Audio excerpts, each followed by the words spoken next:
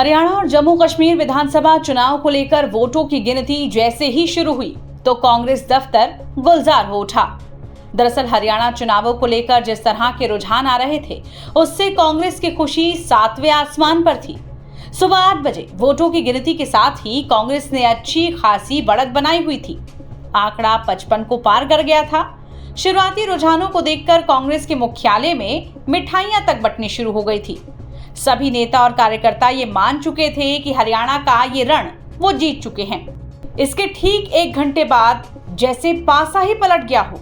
Race में पिछड़ती Bharatiya Janata party तीसरी बार सरकार बनाती हुई टैली पे नजर आने लगी थी, तो वहीं कांग्रेस दफ्तर से लोग गायब होते दिख रहे थे और वहां एक सन्नाटा सा पसरा नजर आ रहा था।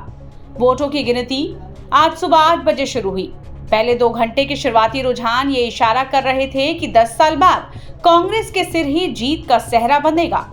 तब कांग्रेस 55 से 59 सीटें तो वहीं बीजेपी को महज 16 सीटें मिलती दिख रही थी।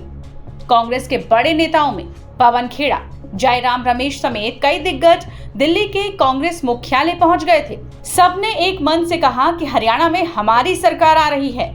कांग्रेस कार्यकर्ताओं ने तो मेन दफ्तर के बाहर ढोल नगाड़ों के साथ मिठाइयां भी बांटनी शुरू कर दी थी। लेकिन कुछ देर बाद ही परिणाम बीजेपी के पक्ष में आते दिखे। वहीं कांग्रेस के सभी बड़े नेताओं ने अपनी जीत का दावा कैसे ठोका था, सुनिए जरा। जो रुझान आ रहे हैं उसके अनुसार कांग्रेस की सरकार बनने जा रही है। नहीं, वो तो अभी 2 राउंड 3 राउंड हुए हैं। वो जितने रिपोर्ट जाती है उतने सारा जो खबर आई है कांग्रेस की बहुमत आ रही है। 10 साल के बाद क्या कांग्रेस पार्टी उत्तर भारत में वापसी कर रही है? 10 साल के बाद? हाँ, 10 साल के बाद क्या कांग्रेस की सरकार बनने जा रही है। जो ट्रेंड सर चल रहे हैं उसमें बीजेपी खेमे से कहा जा रहा है कि बढ़त बनाएंगे। कहीं नहीं बढ़त बनेगी। आप देखना नतीजा है कांग्रेस का जो ट्रेंड आ रहा है वहाँ कांग्रेस का ज्यादा बहुमत आ रहा है। हजारों लोग नारा लगा रहे हैं भूपेंद्र सिंह हुड्डा जिंदाबाद मुख्यमंत्री के तौर पर आपको देखना चाहते हैं। ये पार्टी फैसला करती है। हुड्डा साहब बड़े बीजेपी के बड़े लीडर जो है पिछड़ते हुए नजर आ रहे हैं। बीजेपी के बड़े लीडर पिछड़ते हुए नजर आ रहे हैं। कांग्रेस की सरकार बनने जा रही है भाई। सर आपको किसी अलायंस की जरूरत पड़ेगी या कांग्रेस यानी कांग्रेस अपनी मेजोरिटी लाएगी। सर फुल फ्लैग मेजोरिटी वाली कांग्रेस की सरकार बनेगी, पूरी उम्मीद है आपको? कह तो जगह कितनी बार कहना। Sir credit goes to Rahul Gandhi and Bhupendra Singh Hooda ji only. Credit goes to party, Rahul Gandhi ji, Mallika खड़गे ji, Priyanka ji, all leaders of the Congress. So what's your priority?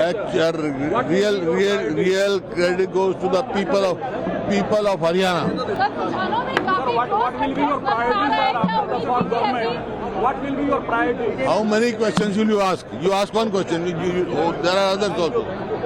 Sir काफी रुझानों में क्लोज कंटेस्ट नजर आ रहा है, ऐसा एक्सपेक्टेड था क्या?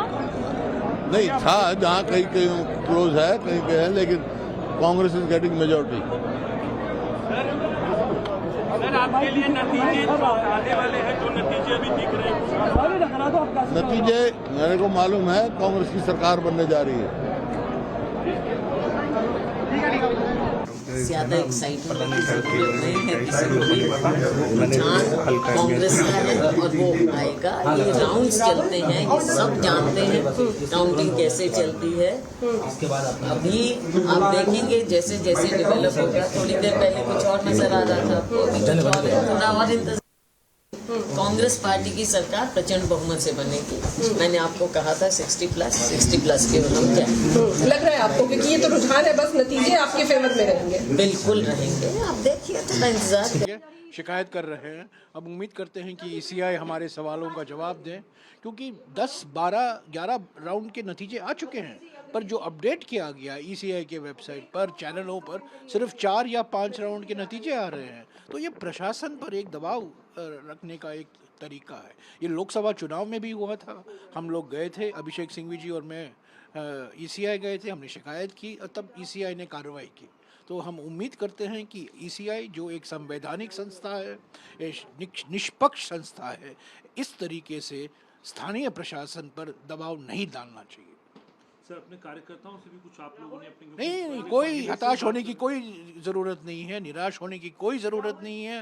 3, साढ़े 3 बजे तक काउंटिंग सेंटर पर वो रहें, टिके रहें, क्योंकि ये खेल ख़त्म नहीं हुआ है। ये सब मनोवैज्ञानिक खेल है। पोल्स तो हम लोग देखते नहीं है, सिर्फ एक बार शॉर्ट्स देख लेते हैं कि नड्डा जी दिखाए जा रहे हैं या मोदी जी। इस बार नायब सिंह सैनी जी दिखाए गए तो समझ में आ गया कि एग्जिट पोल्स क्या बता रहे हैं। इसलिए छोड़िए एग्जिट पोल्स को, लेकिन कल जो नतीजे निकलेंगे वो दोनों राज्यों में हम भारी बहुमत से सरकार बनाने जा रहे हैं, इस बारे में हम आश्वस्त हैं। कल के नतीजों को लेकर क्या कुछ कांग्रेस की तैयारी है, क्योंकि ऑब्जर्वर आप लोगों ने इस बार पहले से ही नियुक्त कर लिया है। हरियाणा में 3 बड़े नेता ऑब्जर्वर के तौर पर हैं, जम्मू कश्मीर में भी कुछ इसी तरह की तैयारी है। क्या कुछ उसको लेकर बैठक आप लोग करने वाले हैं? किस तरह की काउंटिंग पर किस तरह नजर रखी जाएगी? क्योंकि हमेशा कांग्रेस की एक बैकअप प्लानिंग रहती है कि अगर विधायक कम हुए तो किस तरह से विधायकों को अपने साथ रखना है। इस तरह की क्या तैयारी रहेगी? हम पूरी तरह से तैयार हैं, सजग हैं, plan A, B, C, D जरूरत नहीं पड़ेगी, लेकिन सब प्लान हमारे दिमाग में हैं।